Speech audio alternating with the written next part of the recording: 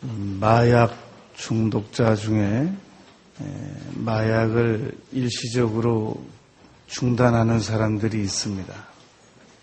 그런데 어떤 사람들은 재발이 되고 어떤 사람들은 마약으로부터 완전히 탈출이 가능합니다. 차이점은 나는 마약 중독자가 아니다 라고 믿는 사람은 재발되지 않는다는 겁니다. 그런데 일시적으로 마약을 중단했다고 할지라도 나는 마약 중독자다 라고 믿는 사람들은 결국은 언젠가는 투약이 재발된다는 겁니다.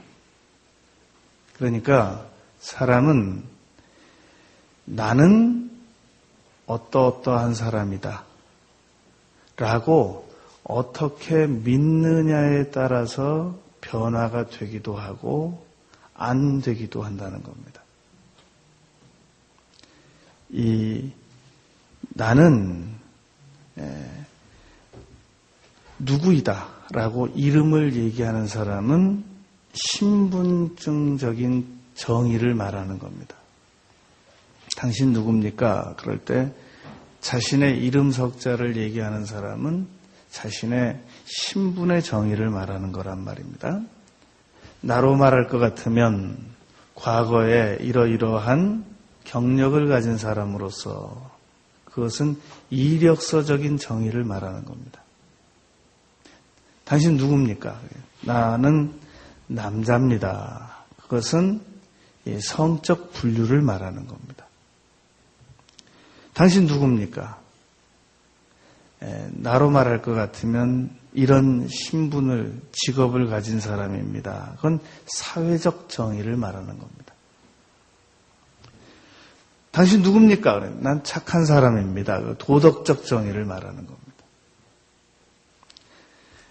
당신 누굽니까?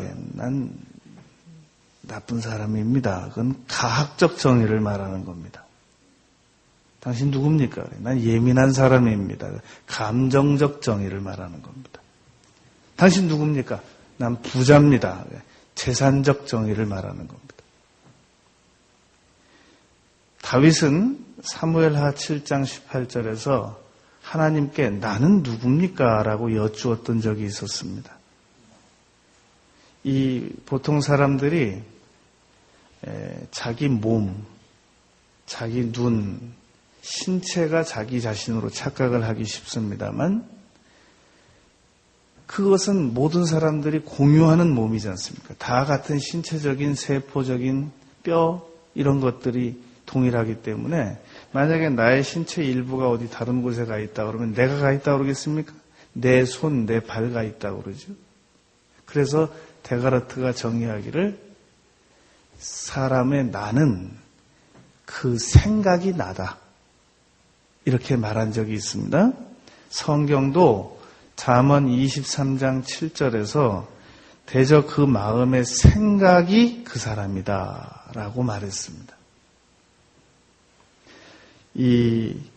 하나님께서 우리를 세상에 보내실 때 그렇게 나약하게 보낸 적이 없습니다. 그러면 성경적으로 나는 누구인가? 첫째, 나는 하나님의 자녀로서 세상을 다스리기 위한 존재이다라는 겁니다.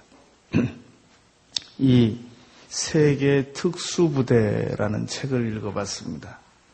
그랬더니 미 육군 특수부대는 지금 여러 개가 있는데 그 중에 그린베레라고 하는 부대가 있습니다. 1961년에 케네디 대통령에 의해서 베레모 착용을 허락받은 그런 특수부대입니다. 7개 특전단으로 구성이 되어 있어서 전 세계를 일곱 곳으로 이렇게 나눈 겁니다. 그래서 한반도에서 문제가 생기면 이 특전단에서 이 한반도 책임 특전 부대가 파송이 되는 겁니다. 그러니까 아프가니스탄은 제5특전단이 그린베레모 이 부대에서 제5특전단이 이 아프가니스탄을 맡고 있다고 합니다. 그런데 인원이 많은 게 아니라 12명이 파송이 됩니다. 1개 중대로 구성이 되어 있는데 12명이 파송이 돼서 어떻게 그 12명이 아프가니스탄 전역을 문제를 수습하냔 말입니다. 이 전략을 보니까 가능하겠더란 말입니다. 아프가니스탄에 문제가 있으면 가서 거기서 이 침투해서 반군을 양성하고 게릴라들을 다시 양성을 합니다. 이 사람들은 한반도 담당자들은 한국어를 잘합니다. 이미 미국에서 그렇게 훈련을 받고 있단 말입니다.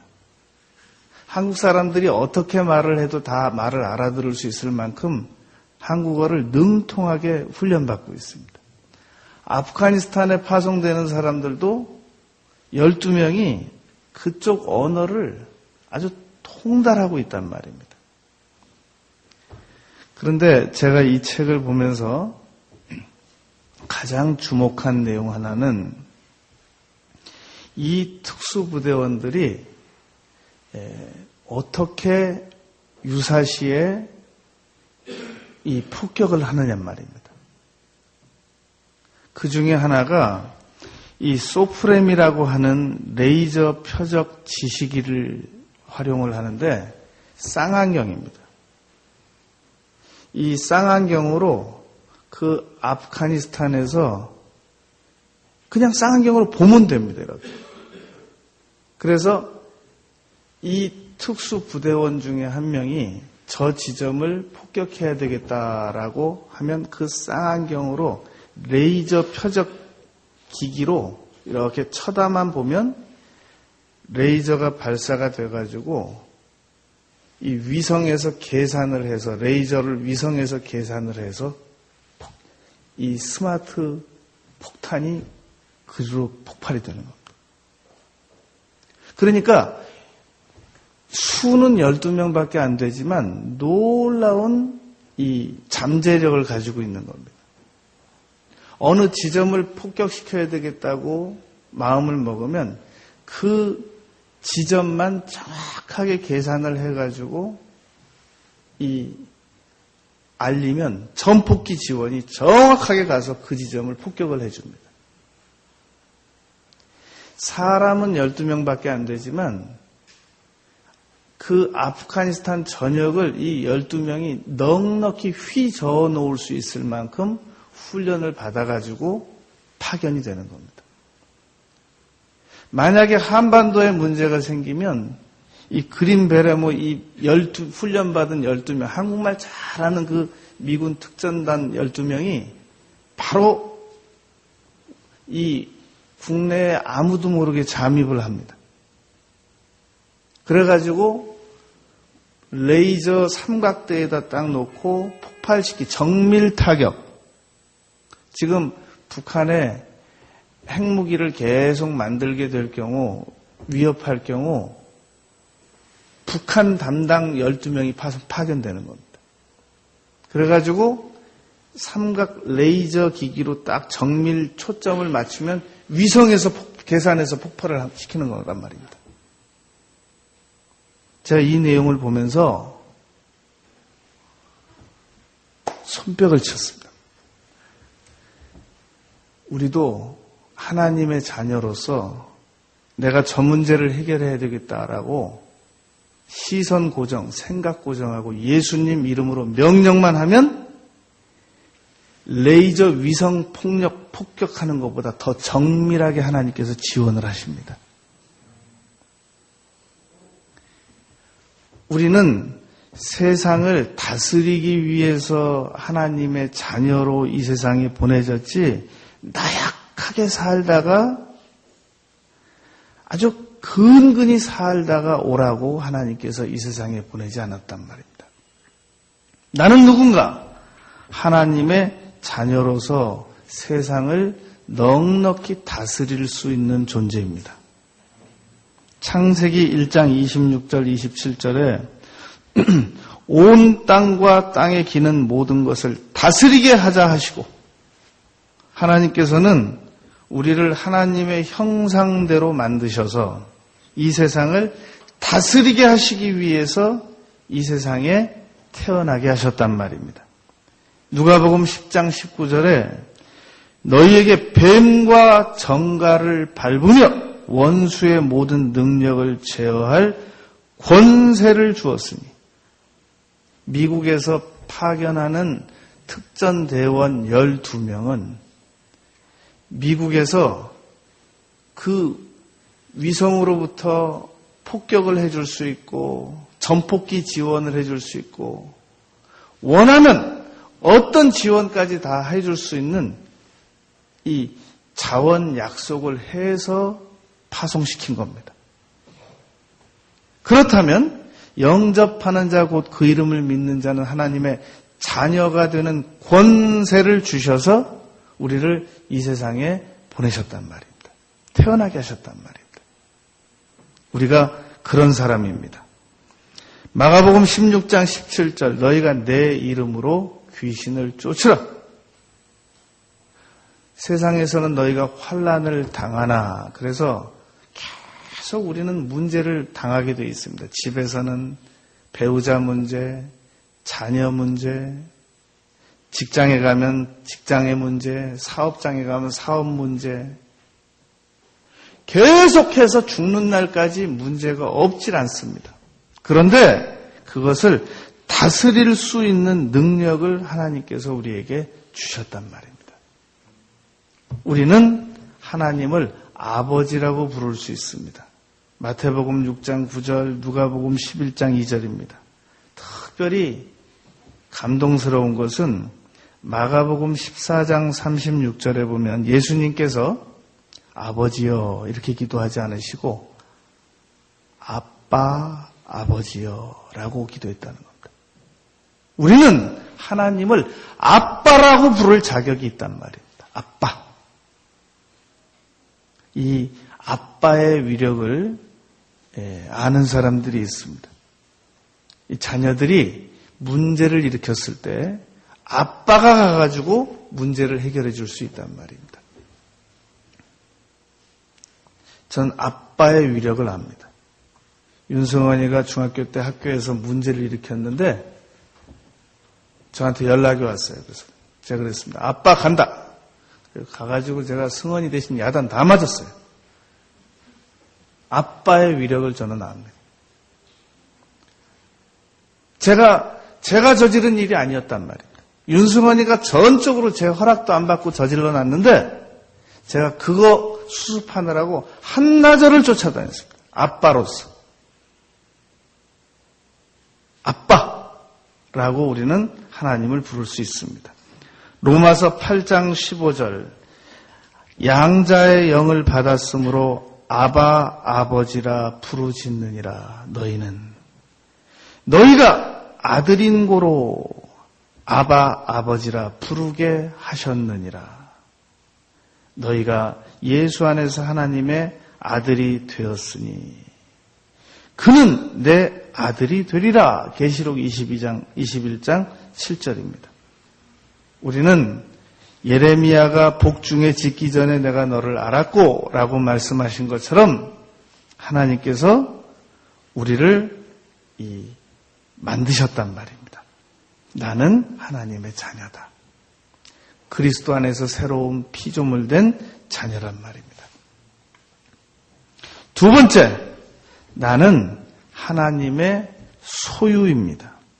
로마서 1장 6절에 보면 너희는 예수 그리스도의 것이다.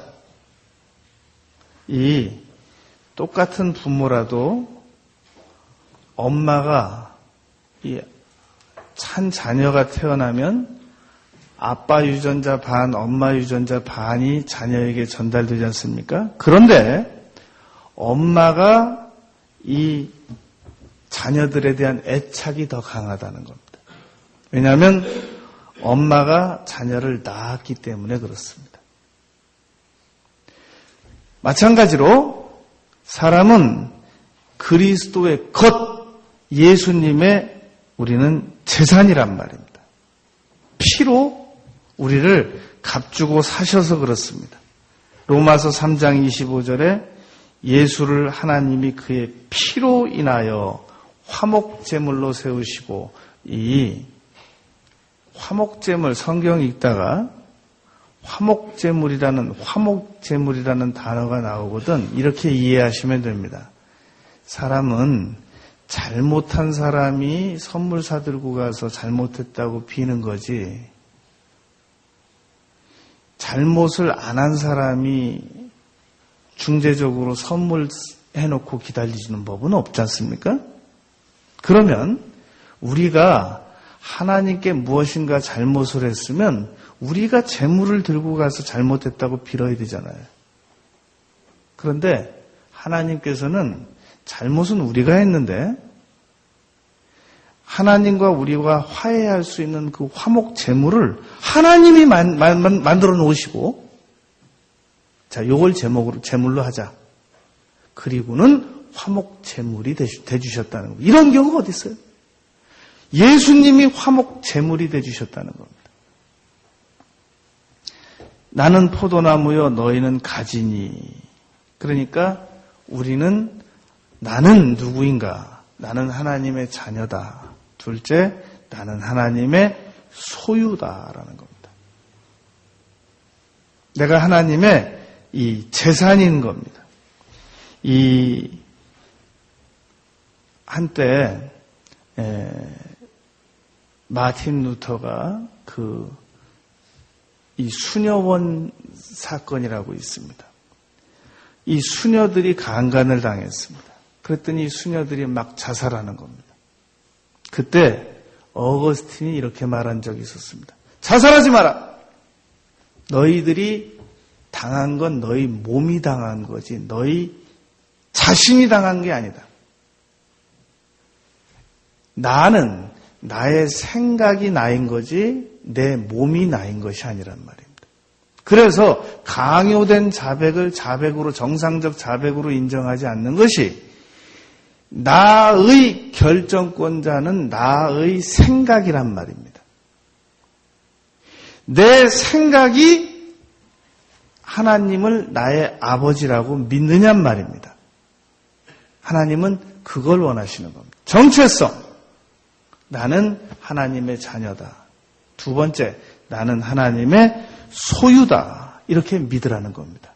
내가 누구인가? 이것을 분명히 알고 살아가야 됩니다. 예수 그리스도로 말미암아 우리를 사랑하사 그의 피로 우리 죄에서 우리를 해방하시고, 나는 피로 값주고, 어차피 세상에 만들어진 것은 하나님이 아담을 흙으로 만드시고 하와를 뼈로 만드시고 그 다음엔 부정모혈로 만들으셔서 어차피 우리는 하나님 재산이기도 한데, 그런데 또 우리를 피로 또 값주고 사셨단 말입니다. 내 자녀가 어디 가서 자기가 잘못해서 빚을 많이 지고 팔려가면 안 그래도 내 자녀인데 가서 또 돈 주고 또 찾아오잖아요. 그것처럼 우리가 죄로 말미암아 팔렸는데 또 피로 또 주고 또 사오셨단 말입니다. 그래서 우리는 하나님의 창세 이후에 하나님의 재산이기도 한데 또 피로 값주고 또 사셔서 우리가 하나님의 소유가 됐단 말입니다. 나는 누구인가? 하나님의 소유입니다. 세 번째, 나는 누구인가? 온 천하보다 더 귀중한 존재입니다.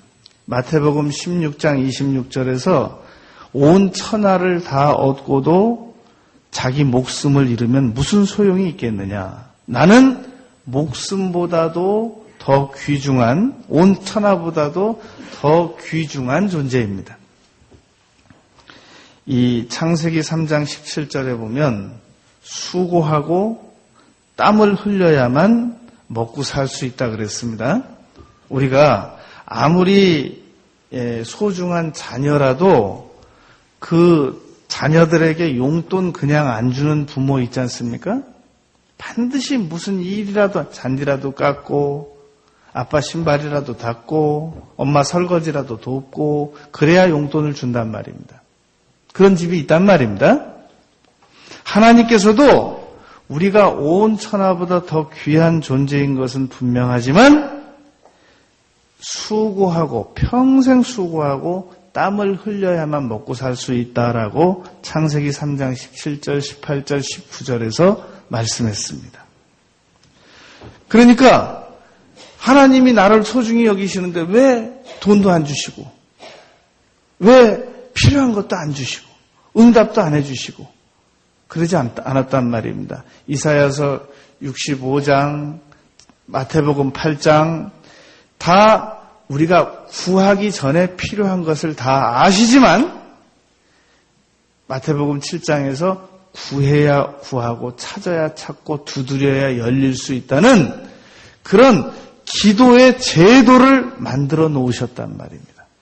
그러니까 내가 하나님 자녀고 그리고 내가 온 천하보다 더 귀한 존재이고 나는 그리스도의 재산이지만 그러나 대가를 치러야만 하나님께로부터 필요한 것을 얻게 된단 말입니다. 그런데 이런 자기 정체성을 안 가지는 사람들은 계속해서 자기에 대한 잘못된 태도를 가지고 계속해서 자기 자신을 함부로 평가합니다. 나는 벌레다. 다윗도 어려울 때 나는 벌레다라고 평가했습니다.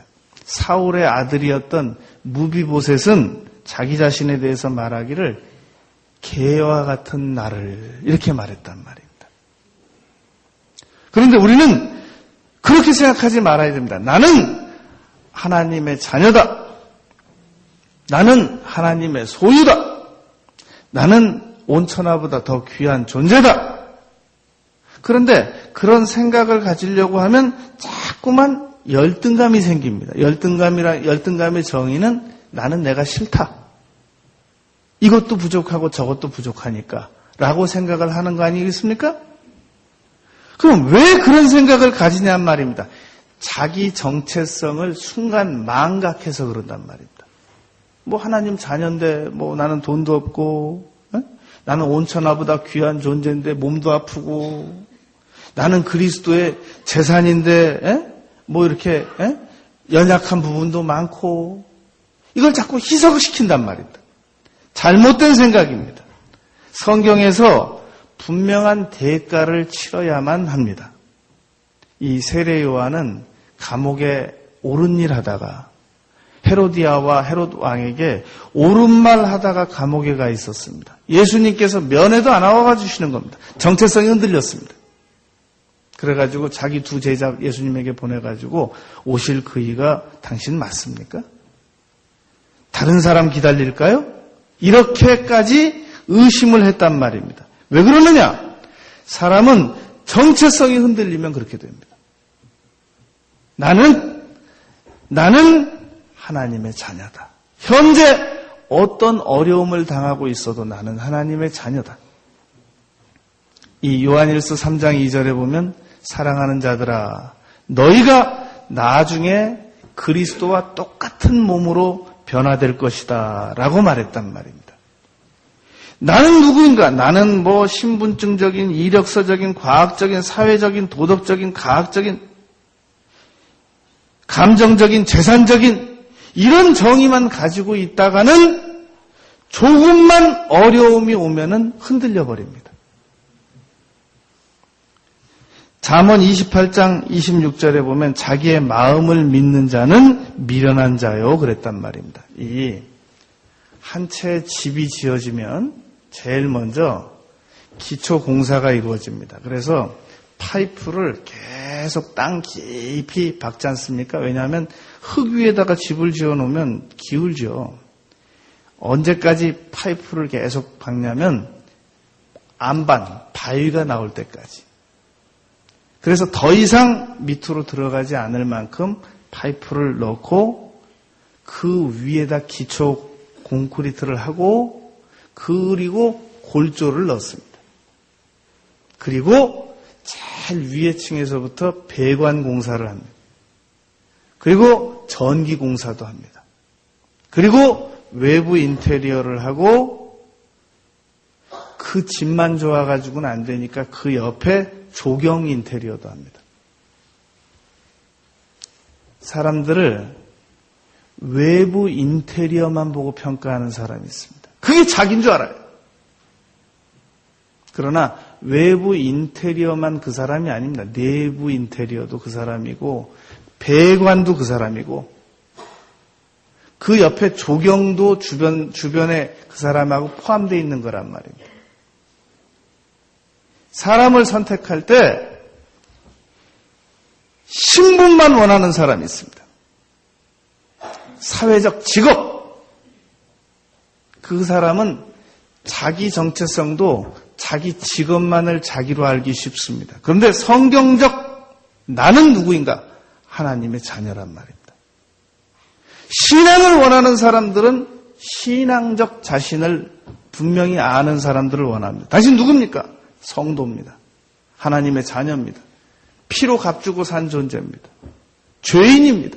세계 어느 종교도 자기 자신을 죄인으로 인정을 해야 받아주는 종교는 우리 기독교밖에 없습니다. 자기 정체성을 무엇으로 가지고 있냔 말입니다.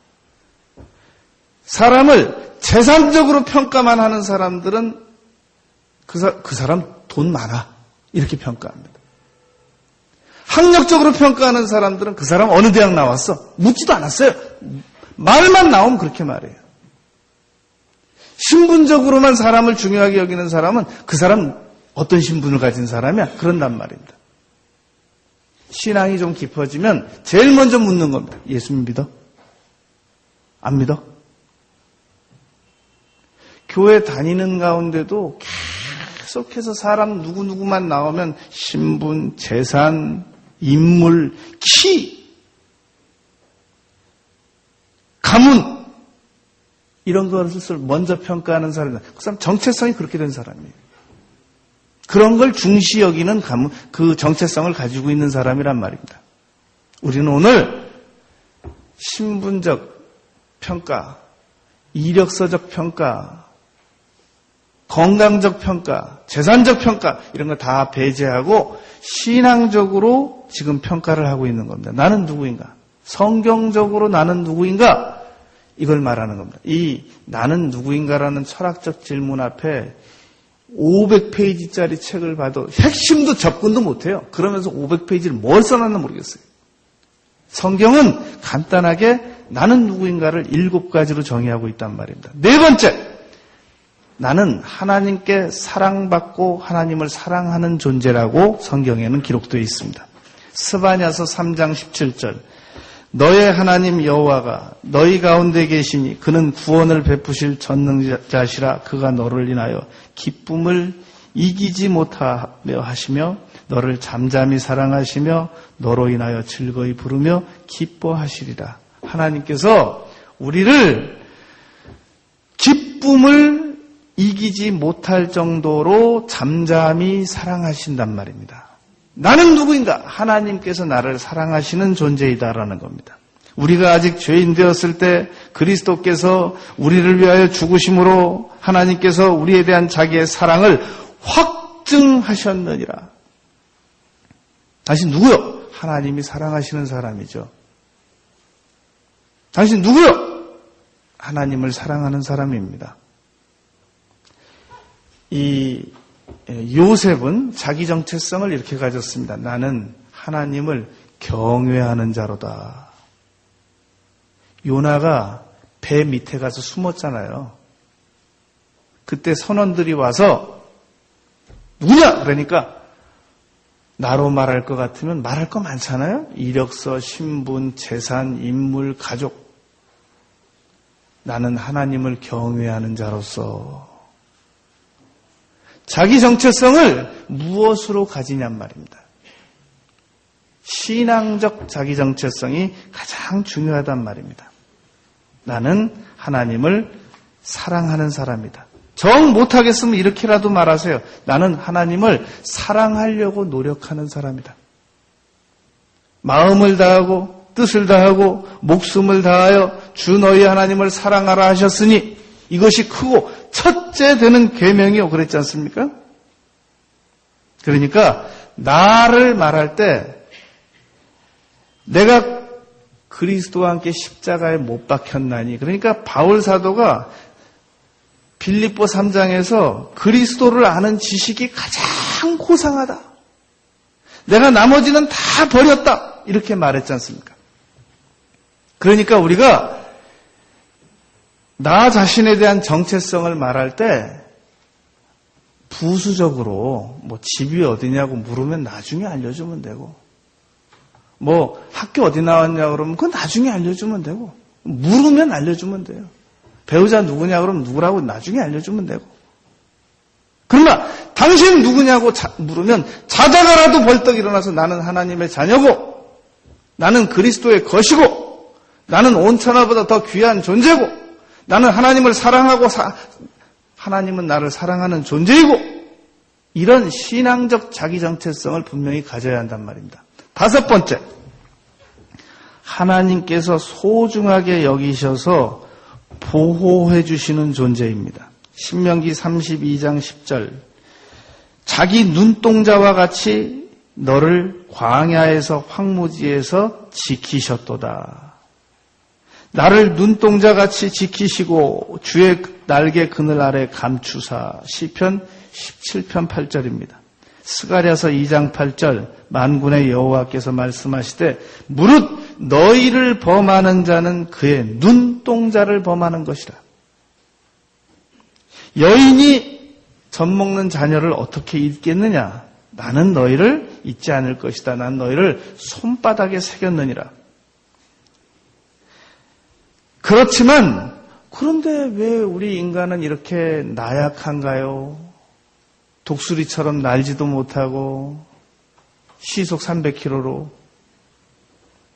말처럼 70km로 달리지도 못하고, 사자처럼 강한 발톱도 없고. 하나님께서는 우리 인간에게 지혜를 주셨습니다. 그리고 고난도 주셨습니다. 인생은 고난을 위하여 났나니. 욥기 5장 7절입니다. 그러니까 나약하고 연약한 이런 모습이 우리가 같이 섞여 있다고 해서 신앙적 정체성을 잃어버려서는 안 된단 말입니다. 못 믿어서는 안 된단 말입니다. 희석시켜버려서는 안 된단 말입니다. 내가 나약할지라도 분명한 것은 하나님께서 나를 사랑하시는 것이고 나를 보호하시는 것이 분명하단 말입니다. 때로 나를 고난에 허락하실지라도 그가 나를 죽이시리니 몸 밖에서 내가 주를 배우리다. 욥이 그렇게 말했잖아요. 왼쪽으로 가도 안 계시고 오른쪽으로 가도 안 계시고 만나 배울 수가 없다. 그러나 하나님께서 나를 연단하신 후에는 내가 금처럼 변화될 것이다. 그러니까 우리가 성경적인 정체성을 가지고 있다고 해서 고난을 안 당하는 게 아니란 말입니다. 고난 당한단 말입니다. 그러나 환난을 당하지만 우리는 담대해야 한단 말입니다. 6번째, 나는 누구인가? 하나님께로부터 세상에 보내심을 받은 존재입니다. 요한복음 1장 6절에 보면 하나님께로 보내심을 받은 사람이 있으니 이름은 요한이라. 요한복음 17장 18절, 아버지께서 나를 세상에 보내신 것 같이 하나님께서 예수님도 이 땅에 보내셨습니다. 요한도 보내셨습니다. 사도 바울도 보내셨단 말입니다. 사도행전 20장 24절에 보면 내가 주 예수께 받은 사명, 그것을 다하려 하면은 내 생명을 조금도 귀한 것으로 여기지 아니하노라 그랬단 말입니다. 우리 인간은, 자동차는 GPS 수신이 연결된 그 내비게이션을 가지고 내비게이션 안에 우리나라 전역에 해당되는 길이 이미 입력이 되어 있지 않습니까? 이게 GPS 수신이 이루어져야 내비가 정상 작동이 되는 겁니다. 만약에 내비를 켰는데 GPS 수신이 안 이루어지면 그 수리센터에다 갖다 맡겨야 됩니다. 그 수리비 들어간단 말이죠. 우리 인간이 하나님과 영적 수신이 이루어지는데 우리 인간의 내비게이션 역할을 하는 것이 뇌입니다. 근데 뇌를 나라고 평가할 수 없는 이유는 뇌가 소뇌, 우뇌, 좌뇌 이렇게 나눠지잖아요. 그러니까 뇌 안에서 하나님과 영적 수신을 할 수 있는 부분만을 생각이라고 합니다. 그 생각을 나라고 이야기하는 거란 말입니다. 나는 누구냐? 하나님께로부터 세상에 보내심을 받은 존재입니다. 그래서 빌립보서 2장 13절에서 자기의 기쁘신 뜻을 위해서 너희로 마음에 소원을 두고 행하게 하시느니 우리 뇌에 계속해서 소원을 보내주신단 말입니다. 그게 납니다. 영적으로 하나님과 수신이 이루어지는 나. 보내심을 받았단 말입니다. 그래서 사람은 하나님께서 보내신 태어나게 하신 장소에서 살다가 하나님께서 지시하신 일 하다가 하나님께서 부르시는 그날 가는 겁니다. 이 세상에 영원히 살지 않습니다. 그래서 나는 누군가? 하나님께로부터 보내심을 받은 사람이란 말입니다. 끝으로 나는 누구인가? 나는 그리스도인입니다. 사도행전 11장 26절에 제자들이 지금 말로 말하면 성도들이 안디옥에서 비로소 그리스도인이라고 일컬음을 받게 되었다. 그리스도는 기름 부음을 받은 자인 것을 우리가 압니다. 메시아, 기름 부음을 받은 자. 예수님은 그리스도로서 왕이고 제사장이고 선지자의 역할을 해주시는 분입니다. 그런데 끝에 인자가 붙습니다. 그리스도인, 그리스도를 믿고 의지하고 따르는 사람들을 그리스도인이라고 한단 말입니다. 사도행전 26장 28절 아그리빠가 바울더러 이르되 네가 적은 말로 나를 그리스도인이 되게 하려 하는도다. 베드로전서 4장 16절 만일 너희가 그리스도인으로 고난을 받은 즉 부끄러워 말고 도리어 그 이름으로 하나님께 영광을 돌리라. 그리스도인, 크리스천, 이것을 한문으로서는 음역으로 기독이라고 합니다. 기독교, 이거는 기름 부음을 받은 그리스도를, 코카콜라를 중국말로 가구가락 그러잖아요. 그러니까 그 한자를 음역어로 해서 기독교인이라고 했는데 우리말로 기독교인, 그리스도인 그런단 말입니다. 이 종교라고 하는 것, 종교가 뭡니까? 이건 으뜸 종자 가르칠 교자 그래서 당신이 가장 세상에 있는 종교적 가르침 중에 가장 으뜸이 되는 것을 무엇이라고 믿습니까? 나는 기독교. 그리스도께서 우리에게 가르쳐 주신 내용을 가장 중요한 내용이라고 믿습니다. 그래서 우리는 그리스도인이라고 한단 말입니다. 예수님 믿습니다. 그러지 않습니까? 전도서 12장 1절 창조자를 기억하라. 청년의 때. 전도서 12장 13절 하나님을 경외하고 그 명령을 지키라. 우리는 아메바처럼 인간으로서 이 진화돼서 원숭이가 돼가지고 사람으로 변한 존재가 아닙니다. 우리 동물은 절대 내가 누구입니까? 라고 묻지 않습니다. 사람만 내가 누구라고 묻는단 말입니다. 앞으로 우리는 살아가면서 나는 누구인가? 라는 질문이 생각날 때마다 나는 하나님의 자녀다. 나는 그리스도의 재산이다. 그리스도의 것이다. 나는 온 천하보다 더 귀한 존재다. 나는 하나님께서 나를 사랑하시고 나도 하나님을 사랑하는 존재다. 나는 하나님께서 이 세상에 사명을 가지고 보내신 나는 그런 사람이다. 그러므로 나는 사명을 다하고 이 땅에서 사명을 다 끝내고 가야 되는 사람이다. 사명도 이행하지 않고 그러고 적당히 살다가 나는 이 세상을 떠날 수 없다. 하나님께서 나를 소중히 여기셔서 절대 보호하심을 입고 있는 사람이다. 그럼 내가 이 세상을 적당히 살다 가서야 되겠느냐. 이렇게 결심해야 됩니다. 이제 누가 나를 당신 누구냐고 묻거든 주민등록증상 이름이나 얘기해주고 나 부자입니다. 그런 얘기나 하고 나 어느 대학 나왔습니다. 그런 얘기나 하고 나 누구 아버지 아들입니다. 그런 얘기나 하고 어느 동에 살고 있습니다. 나 이래봬도 어떤 재능을 가지고 있는 사람입니다. 나 괜찮은 사람입니다. 나 착한 사람입니다. 알고 보면 나 좋은 사람입니다. 이런 식으로 평가하기 전에 하나님께서 성경에서 나를 어떻게 평가하고 있냔 말입니다.